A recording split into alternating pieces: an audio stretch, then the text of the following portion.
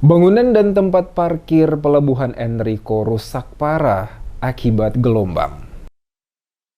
Pelabuhan Enrico yang berlokasi di Jalan Pantai Mardika mengalami kerusakan parah pada bangunan gudang dan talut penahan ombak diakibatkan gelombang pasang yang terjadi beberapa waktu lalu di Kota Ambon. Kerusakan dermaga Enrico milik pemerintah Kota Ambon yang dibuat untuk kapal-kapal berukuran kecil bersandar ini mengalami kerusakan diakibatkan gelombang pasang yang terjadi sejak tahun lalu. Demikian dikatakan Kepala Dinas Perhubungan Kota Ambon, Robi Sapulete, saat memberikan keterangan di Balai Kota Ambon pada Senin 6 Februari 2023. Sapulete mengatakan, akibat gelombang pasang, orbit dermaga menjadi amblas dan mempengaruhi fasilitas yang ada di atas dermaga berupa areal parkiran maupun gudang termasuk kantin juga ikut mengalami kerusakan. Akibat kerusakan, dinas telah melakukan permohonan langsung ke penjabat wali kota untuk segera menangani dermaga tersebut dengan melakukan perbaikan secara darurat dengan menggunakan anggaran tak terduga. Bukan saja kerusakan pada dermaga Enrico, tambah Sapulete, tetapi juga pada dermaga speedboat yang berlokasi di Pantai Mardika, di mana atap pada dermaga telah rusak akibat angin dan gelombang kencang yang melanda Kota Ambon pada bulan Desember tahun lalu.